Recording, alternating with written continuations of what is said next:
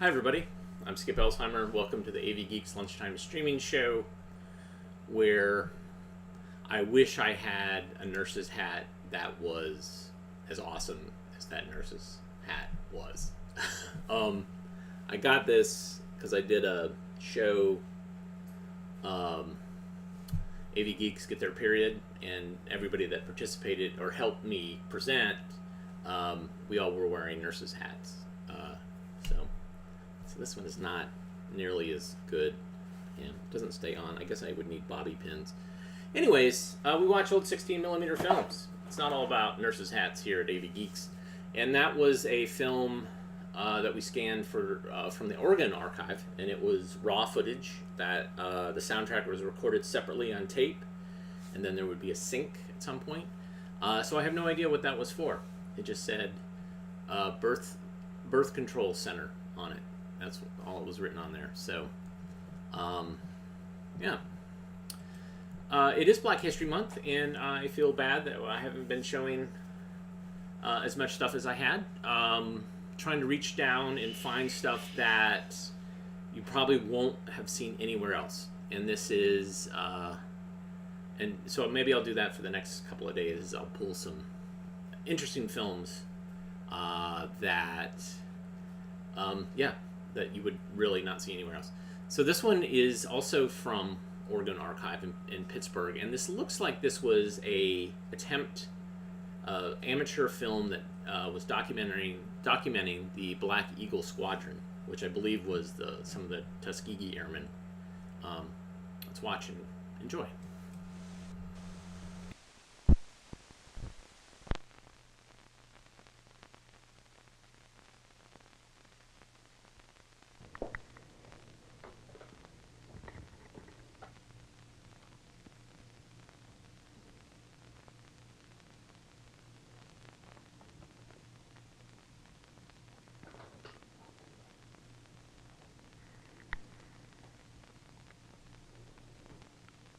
The American military has headquarters here in Washington, D.C. From the White House and the Pentagon building, our leaders run a worldwide military network. From early colonial times till today, black Americans have played important roles in the making of our country and our military history. This film will show you a little bit of that history. Here at the Tomb of the Unknown Soldier, several Army guards march 24 hours a day to honor our unknown military dead. Unknown to most Americans is the fact that black Americans were flying in the U.S. Army Air Corps during World War II. During the early months of World War II, which started in 1941, black Americans were reluctantly allowed to enlist in the U.S. Army Air Corps. They were trained at a new Army air base in Alabama called Tuskegee. After basic flight training at Tuskegee, several Tuskegee airmen were sent here for advanced flight training. This is Selfridge Air Base near Detroit, Michigan. The Air Force Thunderbird flying team is flying in for an air show here. The precision flying is a good example of the teamwork involved in running a large complex organization like the U.S. Air Corps. Selfridge has a long history as a military air base. The Tuskegee Airmen are part of that history. The black airmen were stationed here and in Army air bases in Africa and Europe. Now it's been over 40 years since World War II ended. The Tuskegee Airmen have returned to Selfridge to be a part of the air show. In the early 1970s, the black veterans formed a national organization called the Tuskegee Airmen. They are dedicated to helping black youth get into college and aviation by providing scholarships and being role models, and also maintaining a museum in Detroit, Michigan at historic Fort Wayne. Members of the Detroit chapter, Tuskegee Airmen, meet for a reunion with the B-25 medium bomber. Several of these airmen were in the 477 bomb group. The 477 was made up of 3 squadrons of B-25s. with all-black crews. Most of the Tuskegee Airmen were college men. Elmore Kennedy on the left was a B-25 squadron commander. Most of the Tuskegee Airmen were college men. They had either graduated from college or had a few years of college training. Ex-B-25 pilot Robert Walker. Walker's here on the right. Alexander Jefferson's in the middle. Nate Carr is on the left.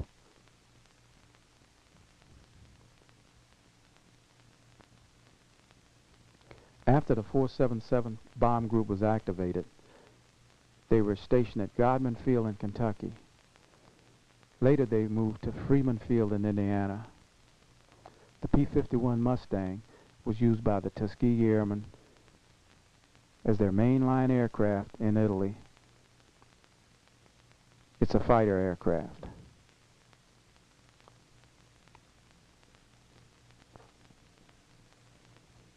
The B-17 Flying Fortress was the most used heavy bomber used by the Army Air Corps to bomb Nazi Europe. The B-17 squadrons were based in England. Quite often the black airmen's mission for the day would be flying protective escort for the B-17 squadrons flying out of England. Several of the Tuskegee Airmen were killed overseas. Some were shot down by German pilots and anti-aircraft guns. Some were killed in flying accidents. 66 were casualties.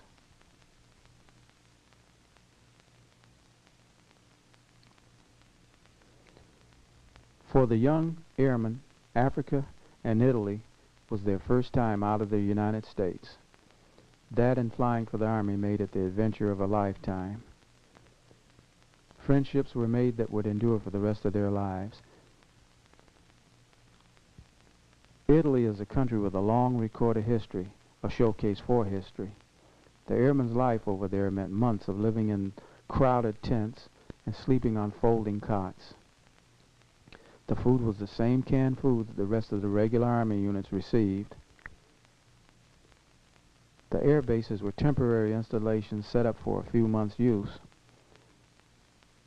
The trips overseas were made on crowded troop ships. Any veteran who's ever been on one will tell you about how crowded they were. The journey to Europe usually took about 4 or 5 days. Most of these young men did a lot of growing up fast in North Africa and Italy. The discipline they learned in the military would benefit them for the rest of their lives.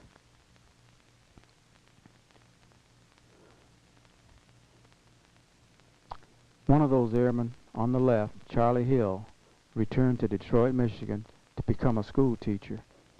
To him, Italy was a beautiful country in spite of the war and all the destruction every place. He said that the Italians were nice people. The ground crewmen had their work cut out for them. Somehow they managed to keep the pilots flying. The months of training the airmen received now became the difference between life and death as they flew out on regular combat missions. The airmen found that the training that they had received would make a big difference in the way they survived in combat. Most of these men knew that their life was on the line, and if they weren't better than the other pilots they were up against, they wouldn't be going back to the United States. They wouldn't make it back. The B-25 squadrons were not sent overseas. They were always plagued by a shortage of trained personnel.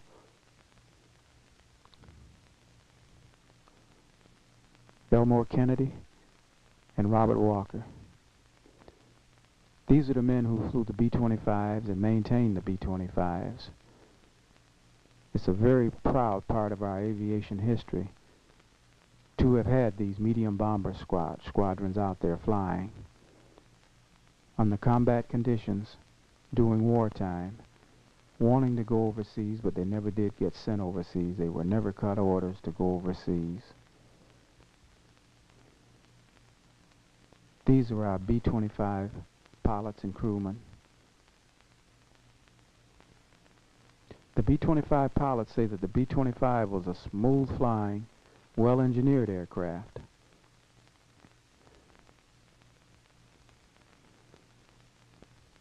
The Air Corps used a process of elimination to screen these men as they went through Tuskegee flight school. Only the best survived. The reunion's about over now, and the pilots are saying goodbye. All of the military services were integrated by President Truman in 1949. Since then, minorities and women have been and continue to be valued workers in our military services.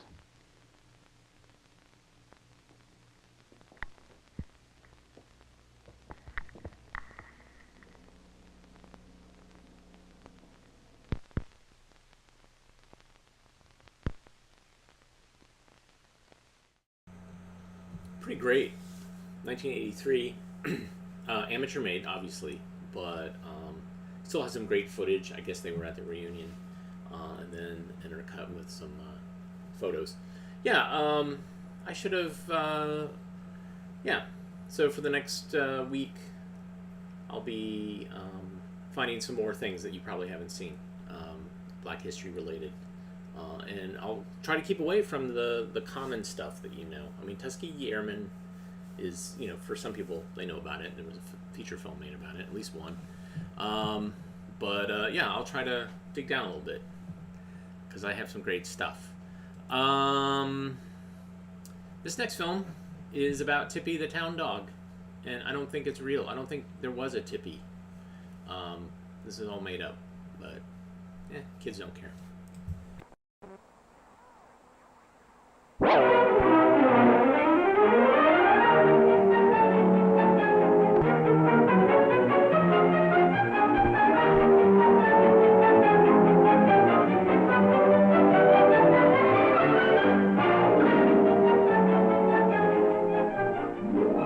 Every day on his way to school, Jimmy stops to say hello to Tippy. Tippy is a friendly little terrier owned by Mr. Black. Jimmy lives near Mr. Black. Jimmy has no dog of his own. He likes Tippy very much. Mr. Black is bringing Tippy his dinner. He likes Tippy, and he tries to take good care of his dog. But Mr. Black is a very busy man. He doesn't have time to play with Tippy. A dog needs someone to play with, Mr. Black says. Tippy's dinner pan won't stand still. Jimmy enjoys watching Tippy. He tells Mr. Black how much he'd like to have a dog just like Tippy. Mr. Black tells Jimmy to come and play with Tippy anytime. A dog needs someone to play with. But now it's time for school, and Jimmy must be on his way. He'll stop and play with Tippy when he returns. Mr. Black is glad that Tippy will have someone to play with. Now Tippy is alone again.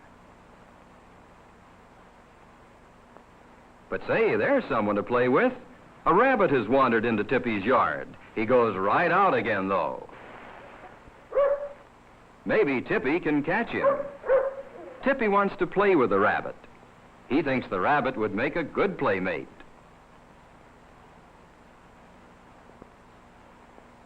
But the rabbit runs away from Tippy.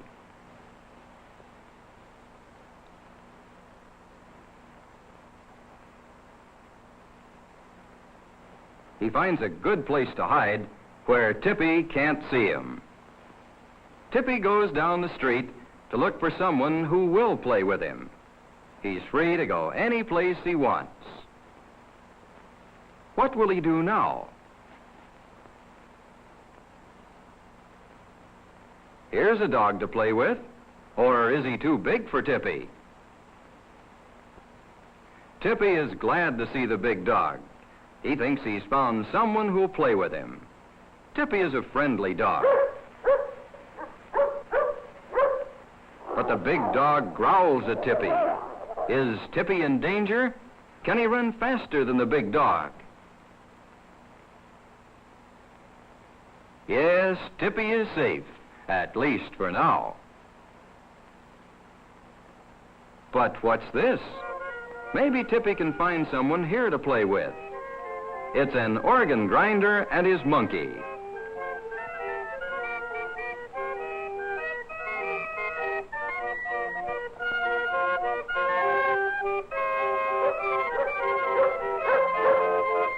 Does the monkey like Tippy?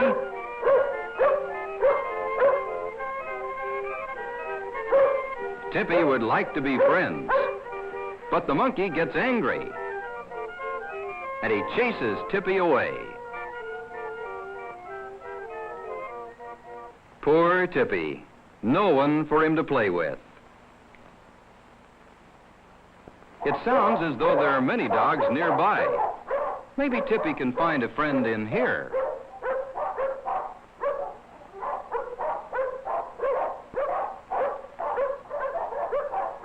With all these dogs, he thinks he should find at least one friend.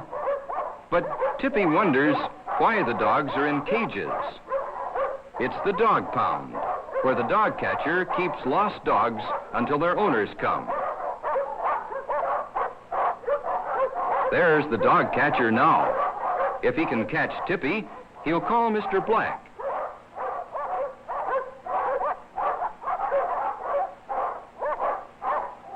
But Tippy is afraid of the dog catcher. Away Tippy runs. Now where will Tippy go? There's a fire station. Maybe Tippy will find friends there. This fireman likes dogs. Tippy seems to have found a friend at last.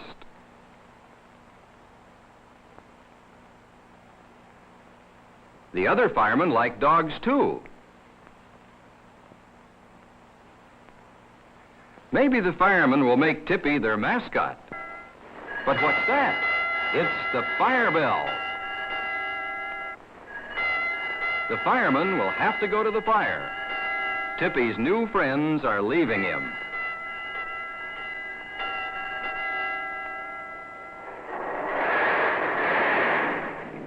Poor Tippy, just when he found some friends to play with. There go the firemen, leaving Tippy alone again.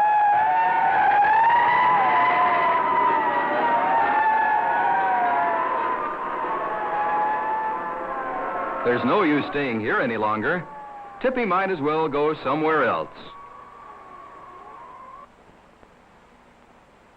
Meanwhile, Jimmy has come back from school. He calls Tippy. Of course, he's surprised when Tippy doesn't come. Could something have happened to Tippy? Maybe Mr. Black will know. Jimmy must find out. He calls Mr. Black. But Mr. Black doesn't know where Tippy is. Say, there's a hole under the fence. Could Tippy have gone through this hole?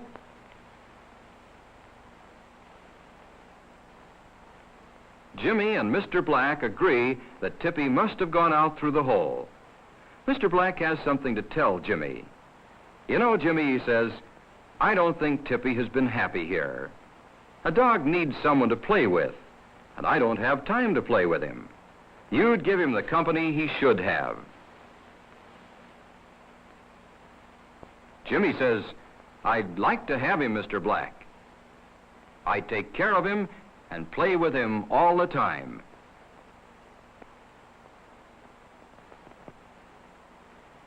Find Tippy, Jimmy, and you can have him. Jimmy thanks Mr. Black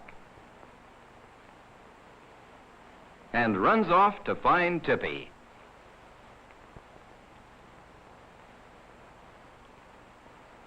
Where could Tippy have gone?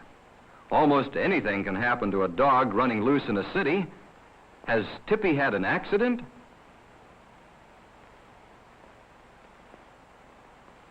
The dog pound would be the first place to look. There's the dog pound, Jimmy. Let's hope that Tippy is inside. Is Tippy here?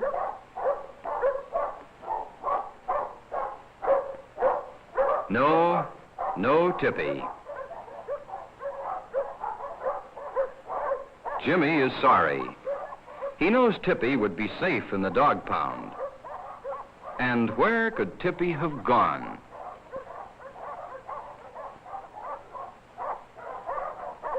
Maybe he went this way. Jimmy had better hurry, or Tippy may be lost for good.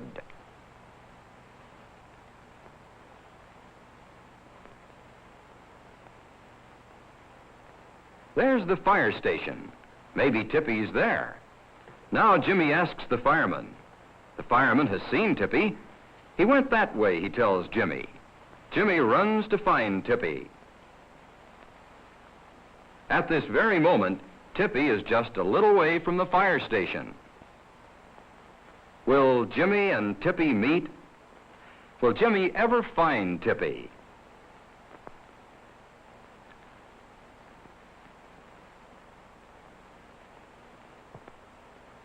Here comes Tippy now.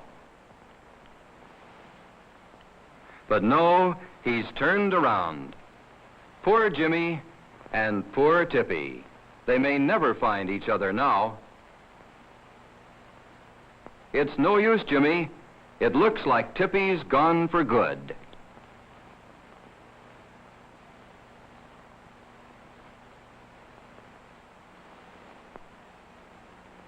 But look, here comes Tippy again. Will Jimmy find him? Will Jimmy see Tippy? Yes, Jimmy has found his dog, and Tippy has found his best friend. Jimmy is happy.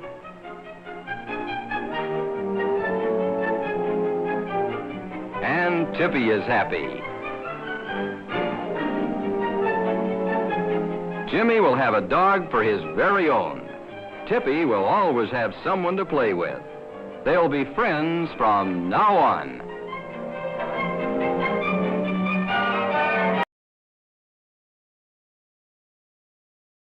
I've got a theory here, and it's going to take me a second to get this up and running. Hold on.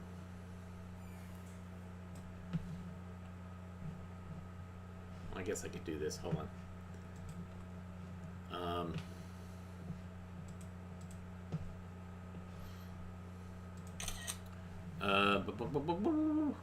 All right, let me share my screen.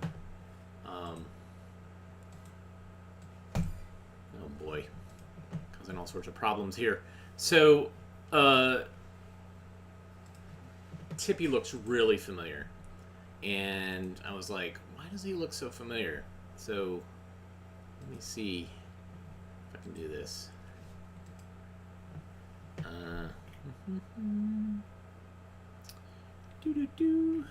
What is he doing? Okay, so here is Skipper from Skipper Learns a Lesson. And let's see, I can switch this. And then here's Tippy the town dog. And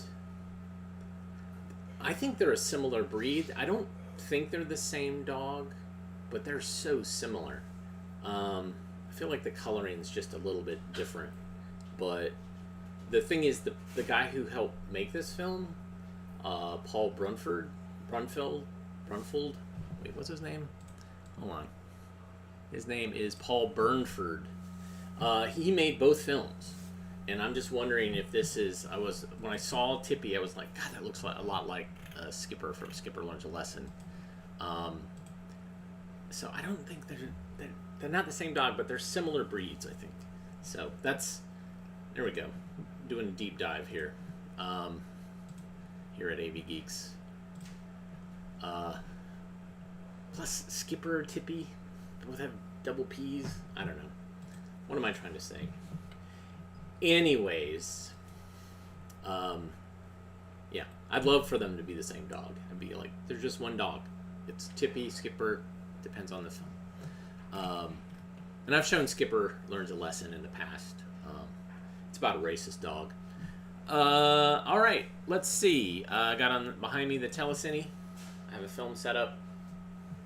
It's Consumer Power. So let's watch that. Enjoy.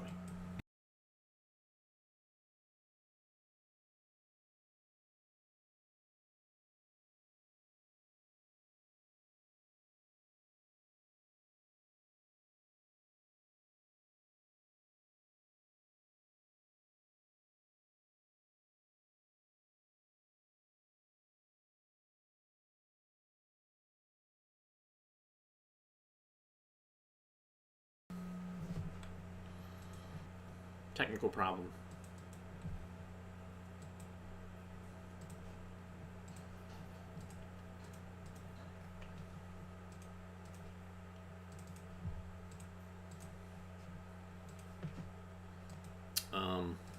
Yeah, let me come back to this. That's really annoying. For some reason, it's not running. So let's watch what makes rain, and I'll try to figure out the telecine problem. All right, enjoy.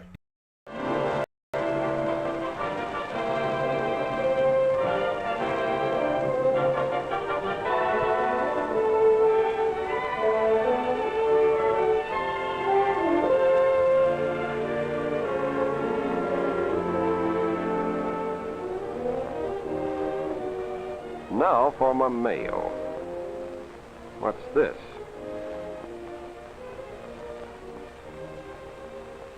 A letter from Billy Johnston. I wonder why he's written me. Dear Mr. Weatherman, can't you do something about the weather? Today I was getting ready to go on a picnic with Mother and Dad, but it rained, and we couldn't go. So I decided I would write you. I know that the rain comes from the sky, but how does all that water get up there, and what makes it come down? Yours, Billy Johnston. P.S. Please promise me good weather for our next picnic. Guess I'd better answer Billy's letter right away. Too bad the rain spoiled his picnic. Dear Billy, you know that neither I nor anyone else can make the rain stop or start, but maybe I can tell you where it comes from, where it goes, and how it gets back up in the sky. Do you remember how you've looked up and seen the clouds shutting off the blue sky? The clouds got bigger and darker as you watched. And soon, it was raining. Rain does a lot of good work, Billy. It fills the streams and brooks and rivers. It gives water to the trees and bushes and flowers so they can grow. Some of it makes puddles on the ground, maybe by the walk in your yard. But when the rain stops and the sun shines again, the water in the puddles gradually disappears. Though you can't see it, some of the water is going right back into the air. When you've watched Mother get your supper, have you ever noticed the tea kettle boiling on the stove? As the water boils, the steam rises from the spout and goes into the air. If the water boiled long enough, it would all turn into steam and go into the air. And that, Billy, is what happens to the water in the puddles. The sun warms the water and turns some of it into water vapor, which goes into the air, but so slowly that you can't see it. This invisible water is called water vapor. And here's another way to answer your question, Billy. You may have helped Mother hang wet clothes out on the line. If water didn't turn into vapor and go into the air, those clothes would never dry, no matter how long they hung. They'd stay wet, full of water. But because water does turn into vapor in the warm air, the clothes will dry as they hang out on the line for a few hours. Whenever water goes back into the air, we say that it evaporates. Evaporates. See the word vapor in there? Evaporates means to turn into vapor. Later, when you came back to take the clothes down, they were nice and dry because all the water in them had evaporated into the air. All the rain that falls, sooner or later, goes back into the air. That's how the rain gets up in the sky. Water evaporates from the puddles. It also evaporates from the brooks, and the lakes, and the rivers, and from the oceans. Everywhere it is evaporating, turning into water vapor and going back into the air. You've played with a mirror, haven't you? Flashing the sun's reflection on the side of the house. If you blow on the mirror, you'll see that your breath gives off water vapor too. See how it dulls the mirror? You can rub it off. Plants, too, return water to the air. But again, you can't see it because water vapor is invisible. Yes, plants of all kinds give off water vapor. The flowers, the bushes, and the trees. They all use water from the earth and send it back into the air. Some of it goes high in the sky, where it gathers into pretty white clouds. But now, Billy, what makes this vapor return to earth as water? Watch sometime when Mother pours hot water into the sink. When the hot steam touches the cool glass, it forms drops of water which are almost like raindrops. See how wet the window gets? Heating water makes it evaporate. Cooling vapor changes it back to water. We say it condenses. Look at the glass next time you drink your milk. Does it seem to sweat? Well, the glass isn't really sweating, of course, but it is wet. It's just the water vapor in the nearby air being condensed or turned back to water by the cool glass. The same thing happens outdoors. Invisible water vapor is turned back to water by the cool air. Some vapor condenses on flowers and bushes where it forms tiny drops of water called dew. Sometimes the cool air condenses the water vapor into a heavy gray mist that looks like steam. This we call fog. But much of the vapor rises into the sky. There it condenses into tiny water droplets which gather into clouds. As more vapor rises and cools, the larger and darker the clouds become. When they are heavy with water, the rain falls. On very cold winter mornings, you may have seen an icy white pattern on the window pane. That's frost, which comes from water vapor in the room and freezes on the cold glass. When water vapor freezes in the sky, it falls to earth as snow. Snow stays on the ground for a while, but slowly melts under the sun's warming rays and goes back into the air as vapor. Just remember, water always evaporates into the air. From the oceans and rivers and brooks. It evaporates also from plants. But while water is always evaporating into water vapor from some places on Earth, in other places it is constantly returning as dew, or fog, or frost, or snow, or rain. It's important to understand that the Earth and everything on it use the same water over and over again. I know what else I can do. I can send Billy this book. It tells what makes rain. When you open this book, look carefully at the drawings. They show how, when the clouds are heavy with water, the rain comes down, forms puddles, travels on top of or through the ground to the brooks and rivers, even to the ocean. How some of it goes into the ground to feed the trees and plants. This water evaporates and goes back into the air as water vapor. Some of it rises into the sky where it forms clouds to fall again to the earth to be used over and over again.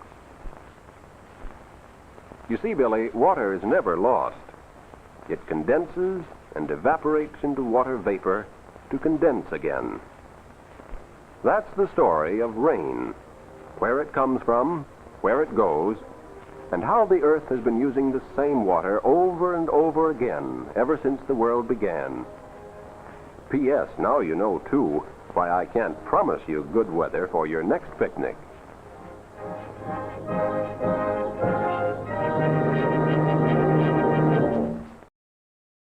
Hold everything. We got a letter from Billy. We will put off the hurricane tracking so that I can answer this question about what makes rain. Okay. I got the ornery telecine up and running.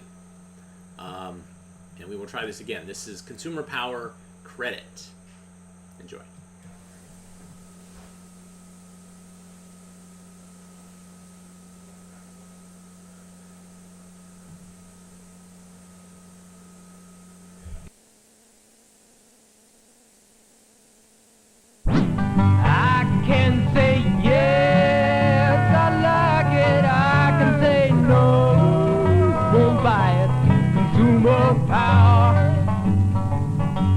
Consumer power.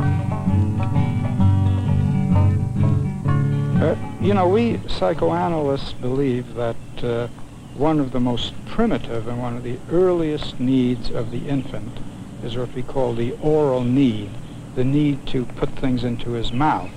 And the infant, you'll note, by the way, will grab anything and put it in his mouth. It's his first way of getting to know the world, and it doesn't matter whether it's something edible or not edible. The mouth is the place that it goes. Unfortunately, a great many adults never quite get over this first oral phase. They have so many things to get, and they want everything now, and you don't have the money to do it all now. And credit's great. Morality in some people leads simply to overeating, and they get terribly fat and they don't know what to do about it. But in the more symbolic sense, it leads to trying to grab and seize everything in sight and to overextend yourself to the point where it's completely irrational and has no relation to your real needs or to your real capacities. Credit, and installment credit in particular, makes a very substantial contribution to the quality of life in this country, I think.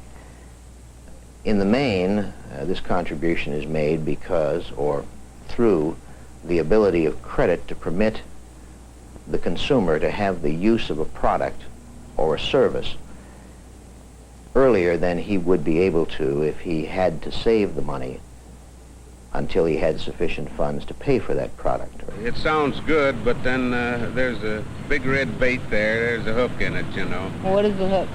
Well, the hook is you're going to pay 18% overall. So don't you see, that makes me pay more for the item where I could do without the item. If it's something like a stove or an ice box or something like that that I have to have, well, then I would get it and suffer the 18%. But if I didn't have to have it, I'd rather save the money first and then purchase it for cash. Consumer credit contributes to the economy as a whole in that it enables people to buy products that they would not otherwise be able to buy. Furniture, mainly. Our living room set, and our bedroom set.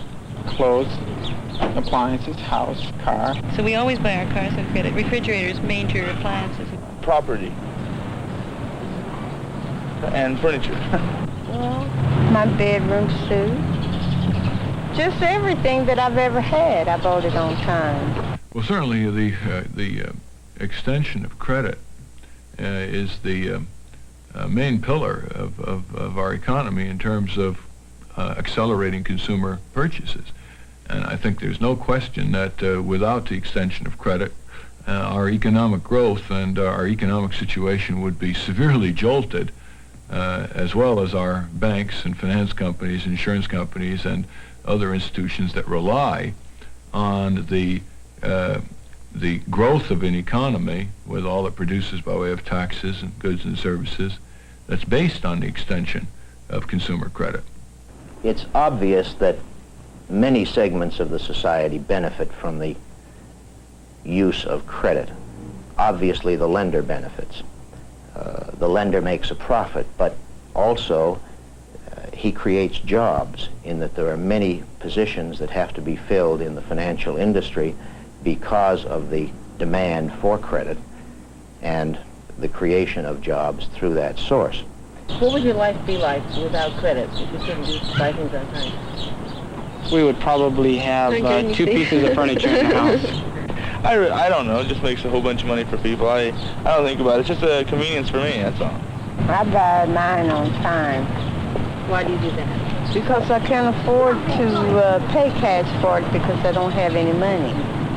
And I pay it as I make it. And I like it because I see something I don't happen to have the money right then. All they do is charge it. Well, who eventually pays for it? I do. I think that fundamentally the irrational needs far outweigh the rationalizations that are given for using credit. And that's what makes it a neurotic, destructive force in our society and not the constructive thing that so many people would like us to believe it is. We used a credit card on the trip because we didn't have the money, and we went first class all the way, and then it took us 3 months to pay for it. No, I think it's, I like it. The person who feels helpless, who feels impotent, needs some kind of magic potion, something that will restore his feelings of power or even of omnipotence. And here is where the credit card, or somebody says to you, all you need to do is sign your name. The signature suddenly becomes magic, and at that moment when you're signing that, your name on that thing, you're filled with this feeling of magical omnipotence, and that too is great stuff. To me, I think credit cards, they've got a place. I've applied for a MasterCard and I'm waiting for my card now, but I work at a bank. So in there you have to sell credit cards. That's part of your job. So you learn to, if you have to sell it, you've got to believe in it. The bank credit card provides the consumer with the equivalent of a charge account at each of many thousands of merchants throughout the area where he lives. This means that if a particular bargain is available to him at one merchant and that merchant accepts the card, and most merchants do today, the consumer can go there and take advantage of the bargain. If he decides that he is going to use the card only as a convenience, by this I mean that he is going to charge during the month and then pay the entire balance at the end of the month, there is no cost to the consumer for this service. The credit card growth in this country, I believe, increases consumer prices. For example, suppose you have 2 consumers. One walks into a restaurant and pays for his meal with a credit card, and the other walks into the restaurant and pays for his meal in cash. Now, in the credit card, the restaurant certainly is going to pass on the discount to the consumer. The credit card company is going to take its 5 or 7%, and the restaurant is going to pass that on by increased prices to the consumer. So prices are increased not only to the credit card customer, but also to the cash customer, who in a way is discriminated against because he didn't cause any increase in the restaurant owner's prices, similar to that caused by the credit card customer. There's an effect on the economy that is very difficult and perhaps impossible to judge, but to the extent that the use of credit cards increases the volume of business, it's almost certain that it results in some economies of scale, and some reduced prices to the consumer. My husband said, you know, you would have the money to buy the things you need if you did not charge so much on the credit cards. If you get them paid off, then you'll have the money to go buy it, and it's great if you can just keep your figures off the credit card. And obviously, it would be possible to present the card to many different merchants in a week or a month and make many, many purchases, the aggregate amount of which would exceed the amount of the credit limit and perhaps exceed the individual's ability to repay. If I had to write out a check or I had to pay cash for something, I would think twice before I would rip that checkbook out of my purse. But if I can just rip out a credit card and say, oh, well, I could pay half of it this month and half next month, I'm not, you know, it's completely different. I'll get it. Where before, I probably would not get it. I'd probably wait a month or, you know, just not bother with it or wait till I could afford it. This way, I don't wait. I just take it, and then I suffer the consequences when it comes home. Again, it's just like the extension of any credit. If you can pay as you use, or if you can purchase and obtain a product now and pay for it later, you're more likely to purchase more products. The horrible part of it is, I think, is that I know when I'm charging that I shouldn't be. I know that I shouldn't be using the credit cards as much as I do, and I know that. I'm fully aware of it, but it's just something that you get caught up into. I would say it's a little bit like giving yourself a shot of speed. You know, for a little while it makes you feel good. It fills that need. But then there's the inevitable come down when you're faced with the reality. The reality in the case of the credit cards is that you have to start paying up, and you see the gap between the fantasy and the reality. And then come the end of the month when all of it starts coming back in, it's too easy. And I think there's also a bit of the same element of addiction, that the person who becomes habituated to using drugs has to raise the dosage all the time, and the same thing happens with this. The few credit cards don't do the job anymore, so some new usurer will come along with a super duper credit card that will again make you feel a little better for a period of time. And I used them, and right now I have used them to about the limit that I can, because I just don't have that much self-control. Do you think the credit makes you buy more than you need to buy? Yeah. Well, I don't. No, I don't. If I want something, I want it. You know, I want it now. And I don't like to wait.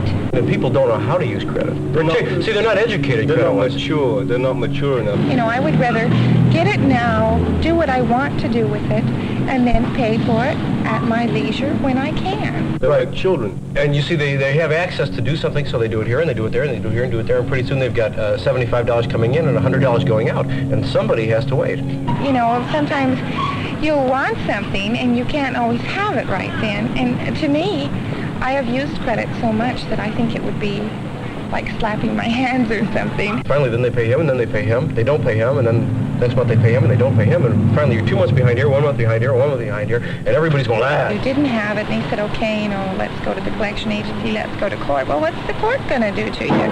If you don't have it, you can't pay it until you do. Then they go to the finance company, and they want to make a personal loan to consolidate. And they consolidate their loans, and they've got one small monthly payment of $23.99, and they go out and do it again.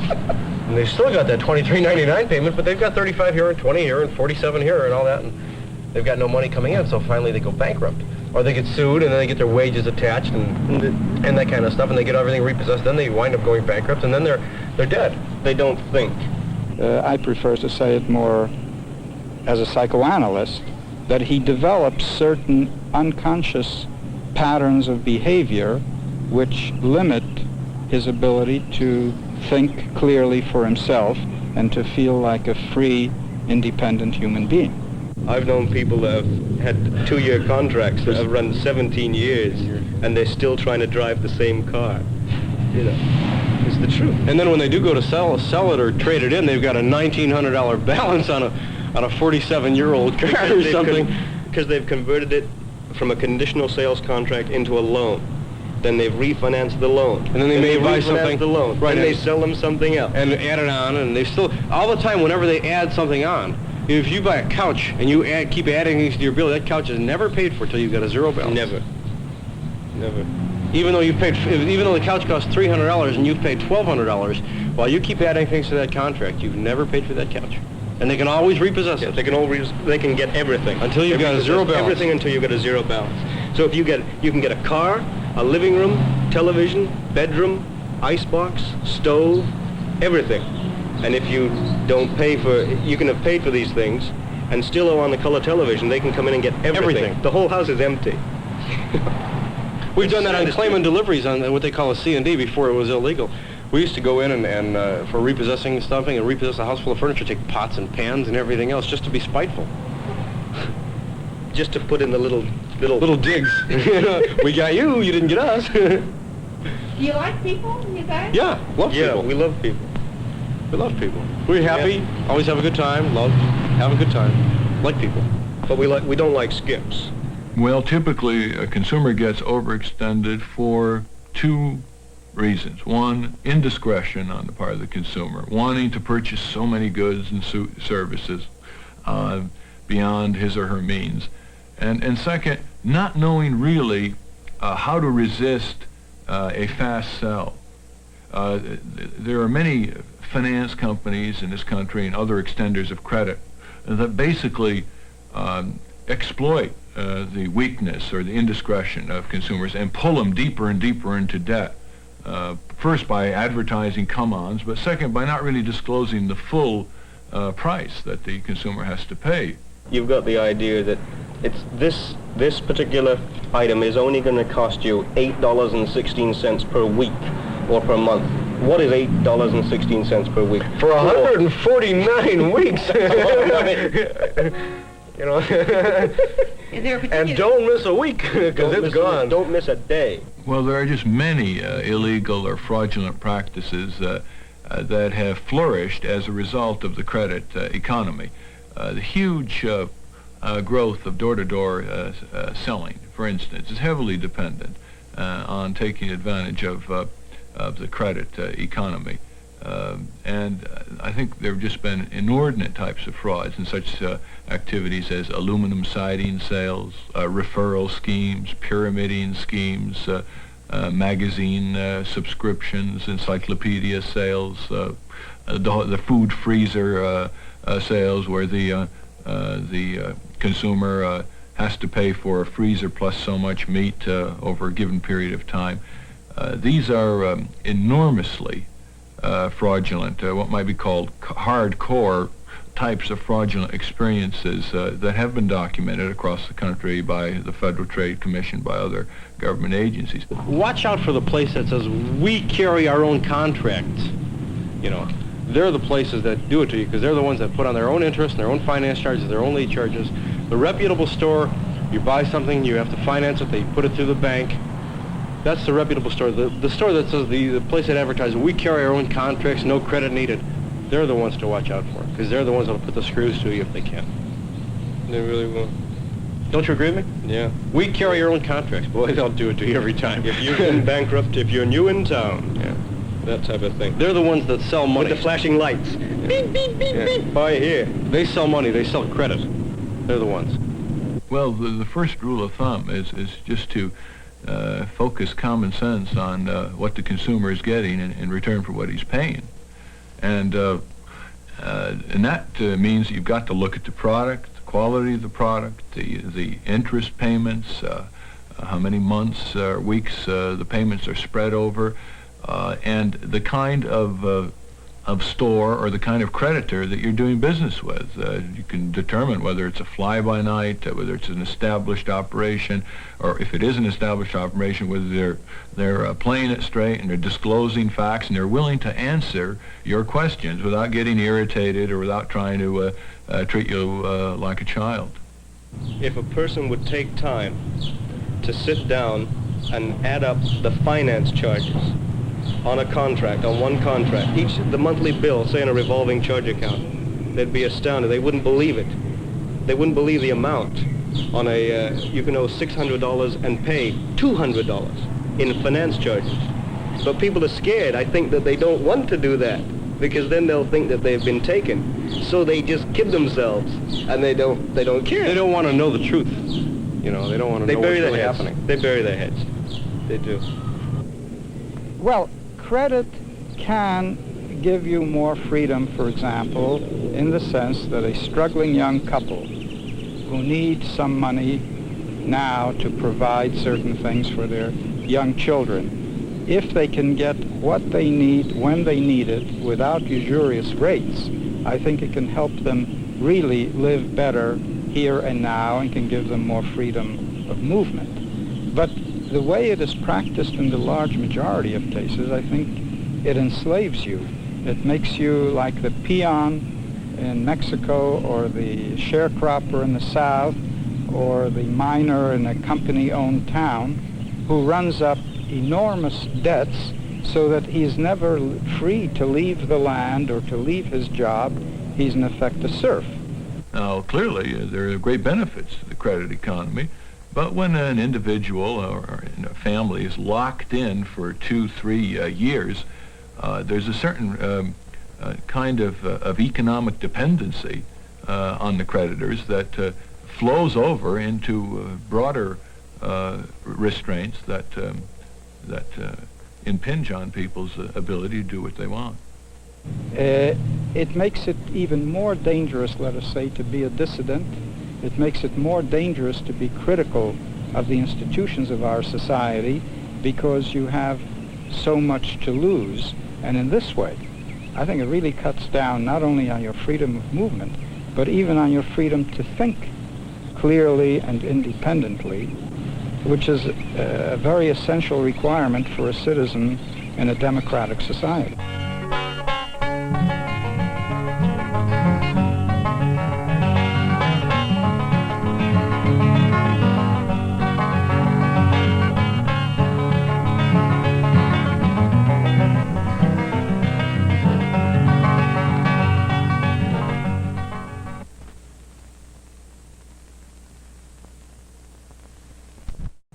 Don't like skips.